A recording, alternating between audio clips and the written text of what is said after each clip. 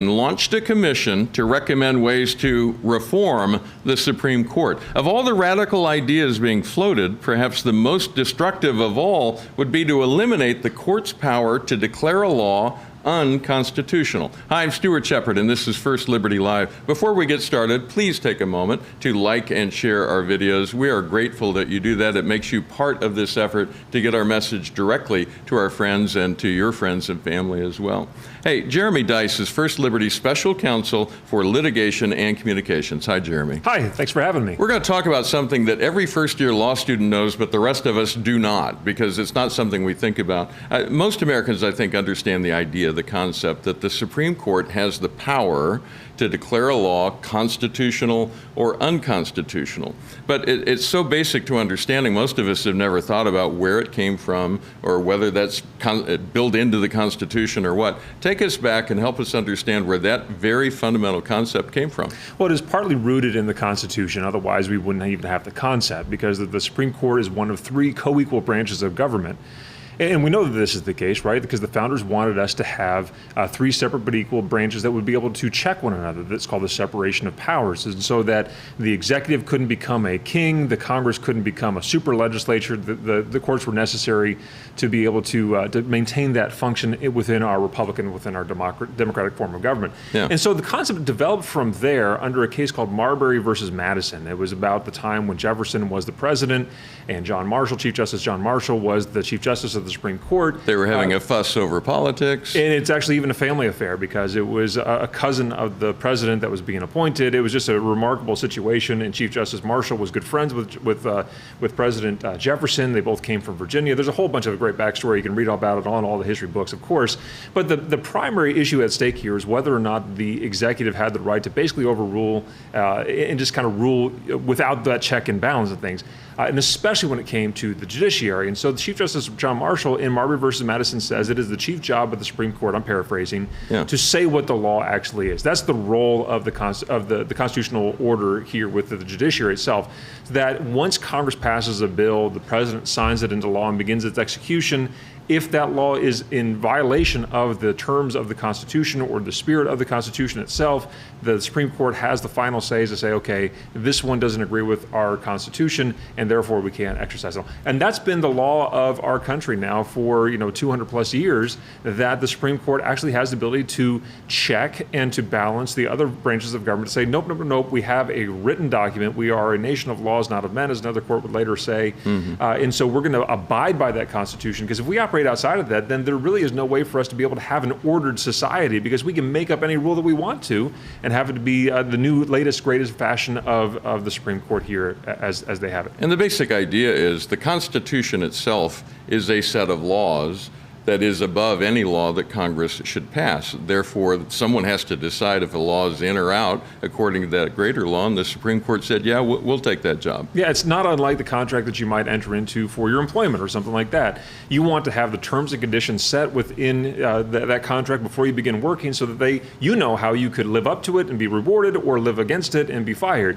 The same thing is true with the Constitution, just on a sociological scale, right? To say, hey, we're going to order society according to these values. We're going to, and our Constitution is a doctrine of limited rights, to say, hey, we possess all the rights as citizens. That's why it starts out with those famous words, we the people, and goes on to articulate exactly how we're going to have this government rule by proxy on our behalf. We're still the kings and queens of this country as the citizens, but we're going to give limited powers and authorities to our government to be able to do a few things, like, for instance, raise a navy. Awful hard to do in our backyard pool. We've got to be able to have a common defense, and so we have Congress to be able to set up a navy that the executive office then commands. But then it stops at the end of the articles, Article 7, and it gets into this, the very first words of the Bill of Rights are what? Congress shall make no law. In other words, we didn't give up these rights. We possess these, and what's the very first one that we possess? The first freedom is the religious freedom that we possess under the First Amendment, the free exercise of religion. And that's very important those are written down, because if they weren't written down, somebody else could make up that they're not actually there. Congress could drive a bulldozer right over top of them. And that's why we're talking about this, because the fundamental rights, the foundational rights of our nation are in the Constitution. Here we've got, just last month, the Harvard law professor who's working with this commission called Judicial Review, which is the idea we're talking about, and I'm quoting here, an anti-democratic superweapon. He's apparently not a fan. It was shocking to watch that, as a matter of fact, although it wasn't terribly a surprise, because in the very first meeting, this was the second meeting of this Presidential Commission of the Supreme Court of the United States, the very first meeting, which was scheduled for an hour and a half and lasted 21 minutes, and had people reading basically from a teleprompter. This is a show, and we know it's a show. It's a foregone conclusion as to what this commission actually wants to do, but politically, rhetorically, we've got all the window dressing of President for us to give the appearance of legitimacy here with a bunch of ivory tower eggheads that are listening about or debating about these topics on things. So I digress, but back to the point. On the second meeting, they're now talking about different ways of court reform. And now it's interesting because the commission was billed as a court packing commission to study the idea of court packing. And within about a minute and a half of actually going into the meetings, they switched quickly from court packing to court reform, which is a much broader category. Amongst those things that they wanted to consider is whether or not judicial review is still a viable thing. Well, this professor clearly does not think that it is, nor should it be, that it actually should be jettisoned as something of an ancient past, and a bad one at that, and put in place as something else entirely. What he said, what it is, he didn't really get to say. Right. But we do know that one of the ideas that has been batted about is that judicial review should be removed, or at least that it should be curtailed. For instance, one proposal on the table right now is to say that if Congress passes a law, so an act of Congress, it could only be invalidated by the Supreme Court by a supermajority of justices. Now, that could be right now just 7 justices with a 9-member court, or if we have one that gets to be about the size of the Galactic Senate from Star Wars, maybe it's something much bigger than that. I don't know. Yeah. But either way, it undermines the entire concept of separation of powers. It basically says what Congress says is the king of the castle, it is the law of the land, and it cannot be questioned. That goes completely against what our founding fathers wanted, and it is a direct threat not only to our general freedom, but specifically to our religious freedom, because we know the laws, many of the laws that are under target right now are things like the Religious Freedom Restoration Act that the Congress despises, but they can't get a court to invalidate. And in many ways, I mean, we hear the president talk about it as court reform, but when you look at it, when it's changing these foundational stones of America as we know it, it's really nation reform that they're looking at. They're wanting to fundamentally change, alter the way that our government functions. Without the consent of the governed, by the way. And that's what has me the most upset about this entire commission, is that they have 36 members of this presidential commission that are from different universities, colleges of law schools. They've got some former federal judges. All of them have a direct bias towards the left. There are maybe 1, 2, or 3 members that are kind of to the right, or at least to the center. And so we know where this is going, but there is very limited input. For example, there are 2 meetings that are having. One was last June, and the next one is actually next week, July 20th, when they're going to be meeting again. And the commission is glad to be hearing testimony from everybody, as long as it's the 24 people that they've chosen to testify before this. Not even Kelly Shackelford could get on the list. And goodness sakes, we tried to get him on that dais, but they wouldn't even want to have a guy like him, who's an expert in religious freedom, come out and testify. And the Supreme Court, right? And so this is all taking place outside of the direct control and, frankly, the permission, I think, of the people of the United States. And I think that is very, very frightening. You mentioned one of the ideas that's being floated around apart from that. Let's go through, just to give people an idea how much they want to consider at least changing the foundations of our nation as we know it. I want you to explain each one and the impact it would have. We'll go through these one at a time just to give you an idea what we're talking about. The first one, which we've talked the most about, is court packing. What is it, and what would it do? It would, court packing is very simple. It would be adding members to the court or taking members away, but nobody takes members away, so they're going to add more there. I think there's a bill right now that would suggest adding 4 more members right now, going from 9 to 13 members of the Supreme Court. But this would be a matter of political football. Every time the Congress changes the majority or the White House changes, they could add another justice. And here we are off to the races of that Galactic Senate again, of having this huge panel of judges and justices, rather. And then how they would choose those panels would be actually more remarkable still, because now you have 13, 18, 25 different justices on there. They're not all going to sit in one argument, because theoretically we're going to have more cases going to the Supreme Court under this idea as So well. then the idea of smaller panels to take the cases. Smaller panels, which comes to my favorite thing, which I guess they would select smaller panels by lottery system, they say. How do you pick the lottery system? I can only envision the fact that they have that ball machine, the ping pong ball machine you see in the lottery. They're going to pick out justices by the balls, the ping pong balls with their names on it, and put them on panels. It's a silly way of going about a judicial system. And there's no guarantee that any particular panel would be balanced, which is what they keep saying the goal is. It could be stacked one way or the other, and we could see enormous swings in what the law is. In fact, we know that from historic experience here. Thankfully, we're not down the road to where Venezuela is right now, but without any active participation on our part, we could very quickly slide in that direction. Hugo Chavez removed, or actually packed his court, and very soon thereafter, there were, I think, 45,000 different opinions issued by this. I think it was first to 15, I think it went up to 23 or something like that. And this huge Supreme Court now down to 0 went against his regime. Which tells you something. Something may have gone wrong there. Another idea that's being floated around is the idea of term limits for justices. What's the problem with that? Well, look, there's support on both sides of that issue, right? Because in some sense, it seems the most fair way of going about things. Oh, okay, we'll put term limits in here, and so you're going to serve for a period of 18 years or something like that, which may be about the traditional professional life expectancy of a federal judge or what have you. The problem, again, is this becomes another political football that you have. The Founding Fathers wanted judicial independence, and all of these proposals go against judicial independence. It allows the political system to infiltrate its way into the judicial independent body of the Supreme Court and finagle with it and cause political inroads there on an area where we want judicial independence because that creates fairness in the process. We don't want to have our constitutional future decided by popular vote. We want them to say, no, the Constitution has words that have meaning, that means something to protect us today. That's why we don't want this kind of thing going on.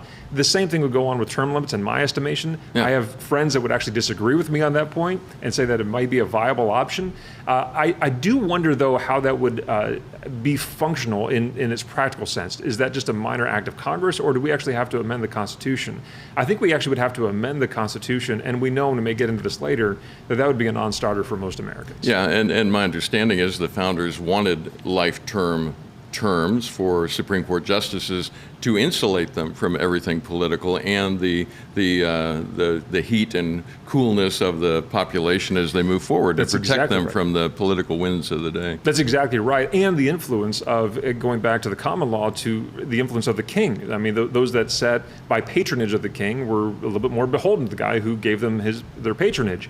And so to create that sort of patronage within the modern sense of term limits, you'll feel more beholden to the political party who put you in there, which creates all kinds of problems. We don't want that level of unfairness, the lack of independence that would follow from that. We want an independent judiciary. Now, there are more ideas they've floated around, but we've covered most of the ones that are getting most of the conversation, and that should give people an idea of what we're talking about. When you look at the big picture across all of those, what do you see?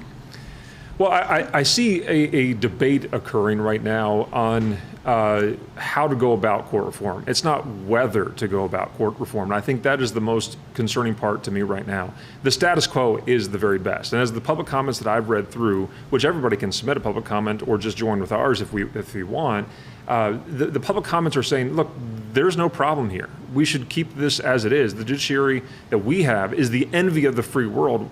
Why would we mess with it all? Mm-hmm. And yet there are those, especially on the left and certainly on the far left, but it's creeping straight into the middle of the left right now, that see this as a problem. They believe that the justices that were appointed by President Trump, because one died, one retired, and another one died, they call that court packing.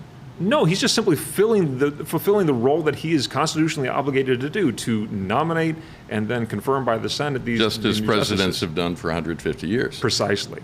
And so I'm concerned that we're going to have something come recommended out of this committee, this commission. They say that they're simply to provide analysis. We know how analysis goes. But even President Biden, when he was setting it up, he changed his language from whether to reform the court to they're going to tell me how to reform the court. And that change in language was significant to me, at least. It is very significant, and I think every American should be very concerned about this, because the more that this commission and then later on the politicians begin to tinker with this court and come up with these ideas, the more steam it's going to build itself to go forward. And we're going to see something change within our Supreme Court and reduce the independence of our judiciary. And we just simply cannot allow that kind of thing to happen. We need to stand firm right now to prevent this thing from going any further. And the one issue, and we've been hitting this heavy here at First Liberty, we've got the largest campaign we've ever done, national scale, trying to get people engaged in this and get them to speak out. But the biggest threat really is adding extra seats to the court, not replacing the ones who are there, but adding 1, 2, 3. They say 4, but if you're going to add 4, why not 7? I mean, there's no limit to what they would do once they start down that road. That argument, though, is based on this idea that the court is currently out of balance. But you took a look at the decisions in the most recent term with those 3 justices that President Trump put on the court. It's just not true. Oh, it's absolutely not true. And it's remarkable. If you go back in your time machine real quick to right before the election of 2020, in October, when Amy Coney Barrett was going through her confirmation process, you will recall the left, in fact, Sheldon Whitehouse had, the whole thing, pictures and strings. I mean, the whole conspiracy chart was thrown out there. We had these big cutouts of people who were going to lose their health insurance because Amy Coney Barrett was going to be the person who was going to decide that 5th vote to overturn the Affordable Care Act. Right. It didn't happen. She was in the majority to affirm its continuation. But more importantly, I think it was 46% of the time, maybe 43% of the time, the court voted in unanimity. That means all 9 justices, 9-0, voted together on a particular issue, including most recently the Fulton case, which was a very controversial case involving both religious freedom and touching upon LGBTQ plus whatever rights that are out there on things which normally you would expect to be a divided court. It was a 9-0 opinion. It was remarkable. And if you add in there 8-1 opinions and 7-2 opinions, and even 6-3, which is still a sizable majority of the court, the number goes astronomically higher. I think it was only like 16 cases that they were divided 5-4. So this boogeyman that's out there, that this is a divided court, a sharply divided court, as the left loves to say, is just simply false and wrong, and you should not ever trust that ever again. And the advice that I like the most is from perhaps the most left of the justices on the court, Ruth Bader Ginsburg, who recently died. Even she said, I think 9 is a good number. It is a good number, and she knows that it's a good number because it's been working well. That 9-0, that kind of 43, 46% of the time, a unanimity, that trends at the same pace over the course of a decade. And so this isn't just a recent development that they're somehow scared about having court packing, they've got to moderate themselves. No, it's not the case. This court is not broken. It is absolutely functioning exactly how the Founding Fathers wanted it to Even function. when it's frustrating and infuriating. To the left, and absolutely, that's right. Yeah.